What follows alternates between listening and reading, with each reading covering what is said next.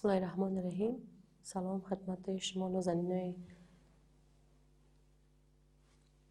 امیدوار هستم تمام شما شاگردای عزیز دارای صحت کامل باشین.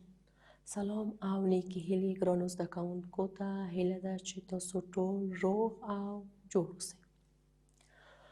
مضمون دری صنف چهارم موضوع چی است؟ دوره آمادگی است. من او درس دوم جلسه پنجم. اسم استاد راضیه غفوری.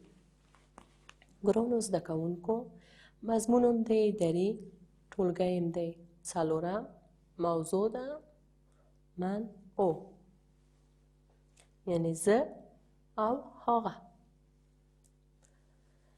لوستم دی دویم، برخه ده پنځمه.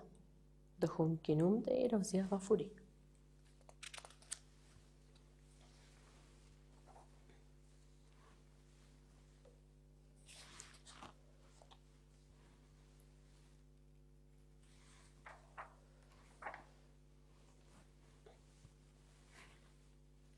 بسم الله الرحمن الرحیم.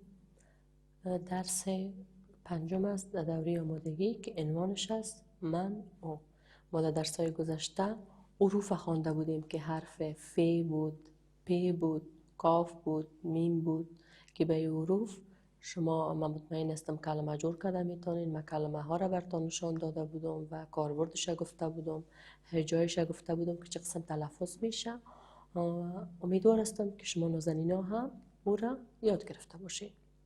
ګرانو زده کوونکو ته لوستم څو توري وو، د پ توری، د ف، کاف او میم چې دا توري مونږ څه کړ؟ هجام کړ، ازدم کړ، هم ولیکلم او په کلمو کې استفاده کړ چې په شروع کې راشي څه رقم استفاده کیږي، په منځ کې راشي او په آخر کې او په پای کې راشي.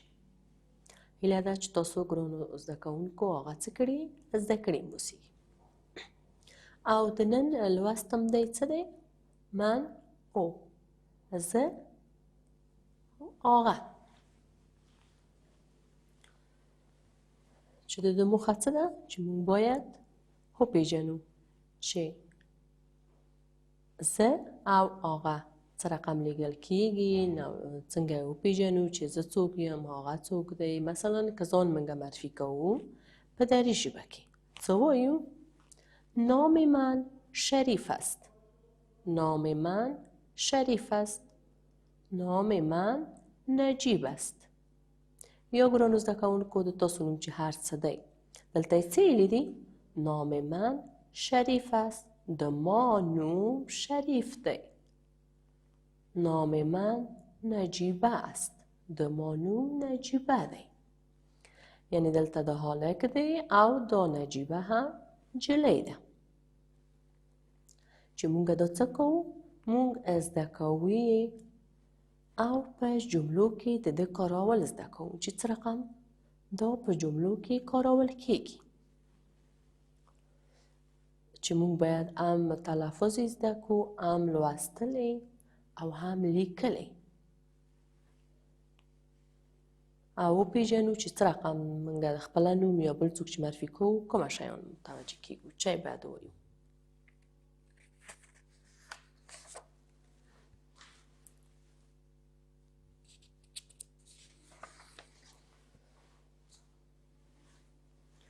دلته څه دی؟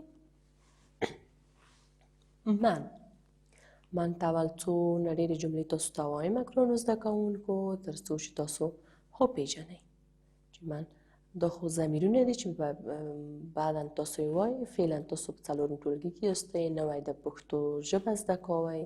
فقط تاسو ته یې لږ لږ زه وایم تر څو چې به د ګرامر بخش ته ورسیږي بیا تاسو ته ډېر ساده کیږي. خوب نازنینا، ما میفهمم که در صنف 4 مضمون دری را قندولکانه شروع میکنه.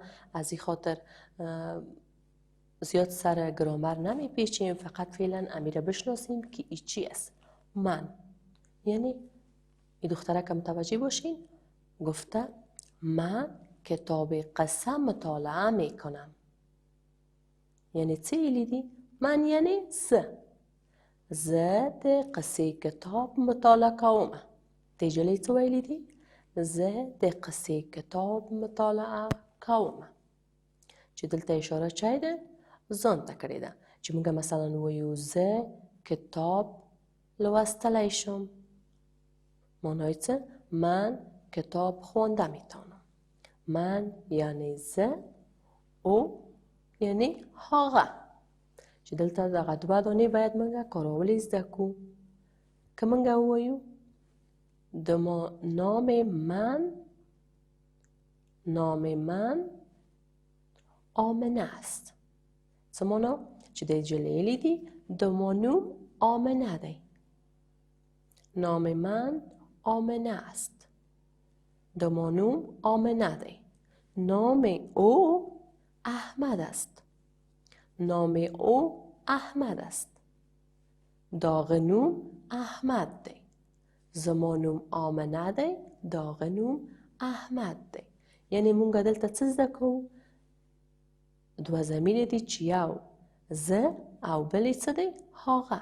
من په فارسی کې یعنی زه، او یعنی هغه.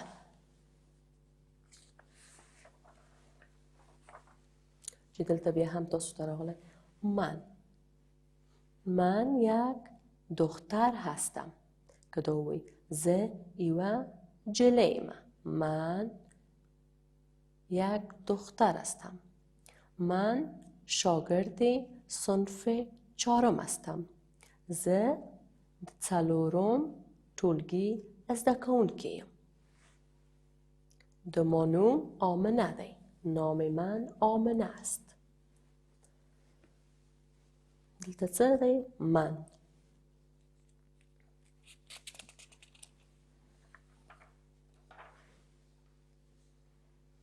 ببینید در قسمت او من گفتیم در چند جمله برتان او دختر آیشه نام دارد. او دختر آیشه نام دارد که اینجا اشاره شده به کی؟ به این دخترک که در تصویر شما میبینید. او دختر آیشه نام دارد. یعنی آقای جلی نوم څه دی؟ آیشه دی. آقای جلی نوم څه دی؟ آیشه دی. او یعنی آقا. من یعنی زه. او دختر آیشه نام دارد. او شاگرد صنف 4 است. هغه جلی آیشه نوم لري چې د 4 ټولګي زده کوونکې ده. او دختر بسیار لایق است. او دختر بسیار لایق است. هغه انجلی ډیره لایقه ده. او دختر کتاب دارد. هغه جلی څه لري؟ کتاب لري.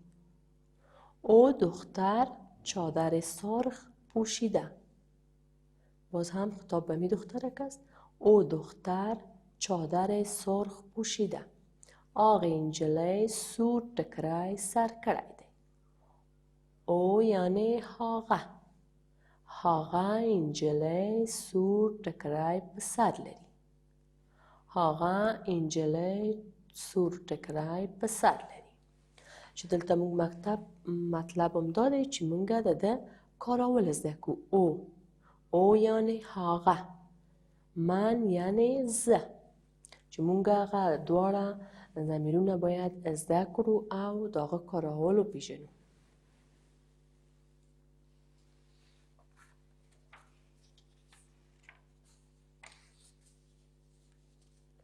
دلته هم شمایان تاسو چې دلته موږ ویلی شو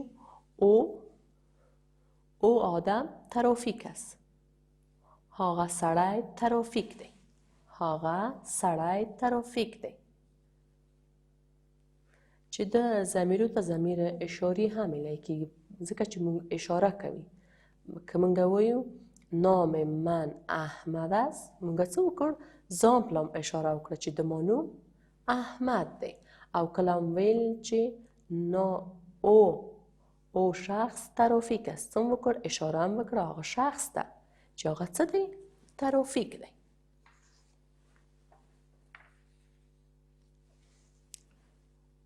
من یعنی زه. من شاگرد مکتب هستم. زه زدکونکی. من احترام بزرگان را می کنم. دیگه زه ده لویانو درناوی کوم. من احترام بزرگان را می کنم. زه ده لویانو درناوی کوم.